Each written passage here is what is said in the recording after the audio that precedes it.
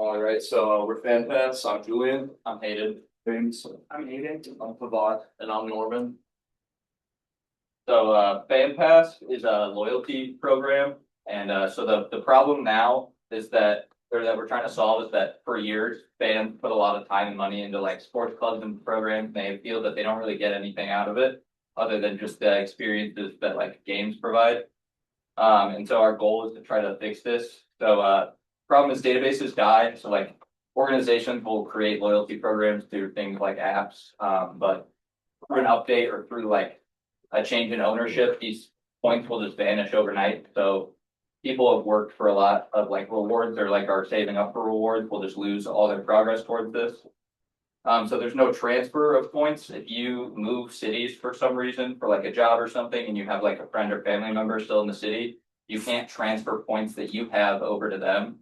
And then they do something called fake scarcity where they have a founding member title that they remint new batches of every year or quarter. And so it makes programs feel rented and not owned and disingenuous to the fan. So our solution to that is to create a permanent low fee fan ownership token. Fans would sign up with like an email or through Facebook, and this would instantly create a wallet for them behind the scenes with smart contracts. This would create an easy like user experience for the fan and also be able to give them something permanent that's transferable and it's provably scarce if you are a founder of like a club. All right, so moving on, how do the fans get their points and stuff like that? So we can't come up with 6 ideas. We came up with attending games. So just you tap in, you'll scan in at the gate, it'll link into your account. Buying merchandise in store online, you can get loyalty points to kind of how it works in real life now. You get reward points for anywhere you go if you have an account there. Voting on like player of the match, stuff like that, and any polls during the game. Bringing in new fans to the club that can earn you points as well. Staying for multiple years and just contributing back to the team can earn you points. And then just being engaged in match days and watch parties and stuff like that can also earn you points. So we have a little like tier system for how the rewards will work.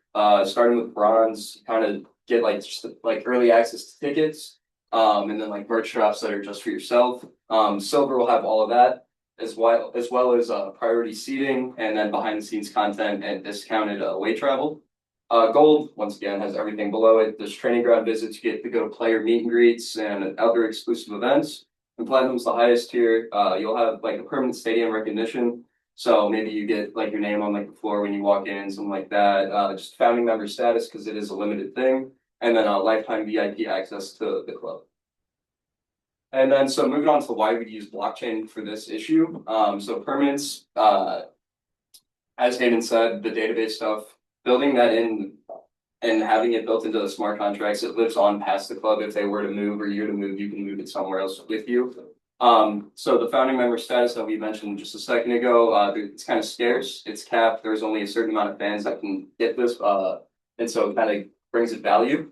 So the transferability, you can sell your or gift your membership peer to peer, and then the fans can move cities and earn the status from different clubs. And interoperability, membership can be held across a bunch of clubs, and you can keep your identity through those clubs. So the use cases, FanPass isn't built for just one sport. The same token works across any category with any real fan base.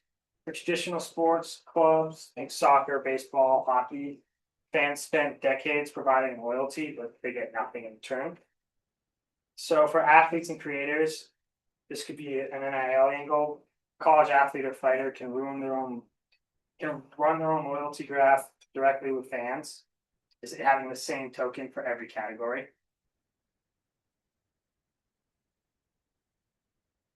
And the technology behind it, well, the whole design philosophy of blockchain is invisible. Fans can sign up with an email, no wallet, no fees, no jargon. The stack runs from the fan app on top down through the club dashboard and then through an API layer. Smart contracts in the base, Polygon are based keeping transaction fees will be invisible. And then wallets are custodial by default, so anyone on board and clubs get a real-time dashboard showing their engagements or different redemptions of their points. We're not selling a blockchain project, we're selling a loyalty product that happens to use blockchain. This is what the smart contract is going to look like. This contract implements the blockchain. And it's a membership and loyalty system. Each user is referred to as a strut, which you can see at the top there. And it tracks the points and membership tier from bronze to platinum for everybody. The contract stores all the members' data down there in the middle where it says mapping. This allows for quick updates to tier and points. And then as you get further down, you can see we have a transfer function available. So maybe you're getting up there in age, but you have a son or a friend you'd like to transfer your rewards to, you can definitely do that. And also we can see that there is the cap in the middle for the founding members to keep them protected against growth.